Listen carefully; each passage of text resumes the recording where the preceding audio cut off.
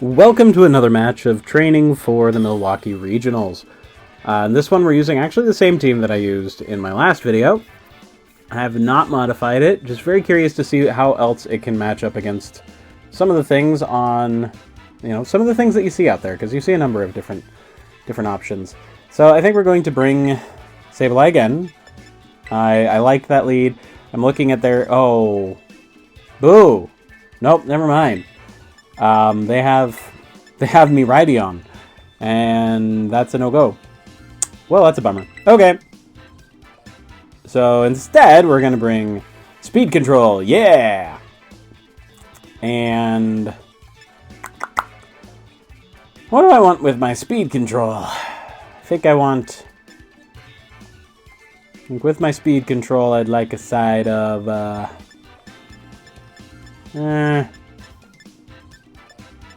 I want a side of Trick Room with my Speed Control? Probably not. I think we're going to lead with those two. And then we're going to follow up with our own Trick Room. And they don't have anybody Defiant. We are going to bring... Yeah, we're going to bring Ogerpon in case I need to redirect some Amoonguss, or if that's a Rapid Strike Urshifu, and just because she's amazing into the Kyogre matchup. So there we go. Alright. So, this is it's a Flutter Mane game. Flutter Mane here to tear up the field, and we'll see how this goes. Ultimately, so the general game plan, looking at their team, their restricteds are, well, or at least their Miraidon is going to naturally be faster than my Lunala. So again, we have the double Ghost going on, so I'm not really concerned about a lot of what they're doing. We actually don't have Photosynthesis right off the bat, which is unfortunate, but, part of life. I think this is actually going to be a circumstance for a wide guard, and... Oh, I just realized that this is a switch into... Yeah, so this is a switch into Ogerpon and wide guard sort of circumstance, because the Urshifu, if it is a Choice Scarfed Urshifu, can just go after the Flutter Mane and just remove it from the board. So, switching into the Ogerpon, yep, there we go, with the Water Absorb, and doing the Wide Guard to preserve the Lunala's health. Perfect, as intended. Alright, that's good. Now, what is my next play? Next play is going to be... So I suspect they're going to switch out the Urshifu in this circumstance. At least I would switch out the Urshifu in this circumstance if I were them. The reason being is because you really, really don't want to have the... you don't want the Ogerpon to just sit there and wall you out for the rest of the game, which is what it will do. Yep, so there goes the switch on the Urshifu, and we're going to double into the Kyogre as a result of that, because Miraidon coming out, like, sure, I'd love to catch it on a switch or something, but I don't have huge damage into the Miraidon right now.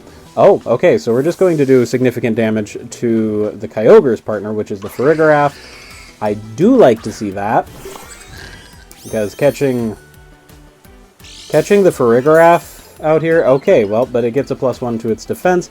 I mean, that's alright. We'll get the Lunala doing Lunala things, which should do fairly significant damage to the Farigiraf, and then we'll follow it up with a Horn Leech, which isn't gonna... Yep. Yep, that's to be expected, unfortunately.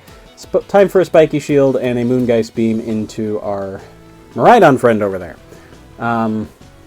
Yeah, unfortunately, that is the biggest thing I do not like about Power Herb on the Lunala, is that there is a very strong possibility that you can just whiff. You can miss. And I don't like that. Okay, fortunately, we do successfully call the Electro Drift into the Ogerpon. Moongeist Beam. Ooh, got a crit. That crit very well might have mattered. I don't know if +1 on Moongeist Beam was necessarily going to drop the Miraidon in one hit. Foul play. That is going to break the Shadow Shield and do a ton of damage. I suspect we're going to see Kyogre come back out here. Oh, no, we see Urshifu. Okay, this Urshifu is actually going to be rocking close combat this time, or is going to U-turn out. So we're going to go back into Faye here, and we're going to check a Moongeist Beam into the Urshifu slot. Now, if they do happen to run over the... if they run over the Lunala with the Surging Strikes instead, because they anticipate the swap out, that actually does not put us in the worst of positions, because we have the option then of getting a free switch in for Calyrex, who can then proceed to go Terra Water, and oh, they're just U-turning out. Okay, that works just fine. So, if Calyrex gets in for free, then that gives us the opportunity to potentially go Terra Water, set up a Trick Room, and he can tank a lot, at least 1 or 2 hits from most of the opposing side of the field. That being said, I mean, you know, if Lunala just feels like carrying this particular game all the way to the bank, I am very okay with that. Yep, and perfect. Okay, so this is actually a great opportunity to just Moonblast. And I actually think that we're just going to go for the raw Hypnosis into the Farigiraf. And they surrender! Well, there you go. Okay. I will admit, like, that would be a rough situation to be in there, because fairly soon the Urshifu is going to only be able to click, like, U-turn for damage. They won't have anybody for it to rotate out into. That is one of the weaknesses of Choice Scarf Urshifu, is that if you can invalidate 1 or 2 of its moves and it's forced to lock into that, and you just preserve the things that it can't hit, then you're good to go. Anyway, yeah, thank you for watching this video, and I hope you have a great day.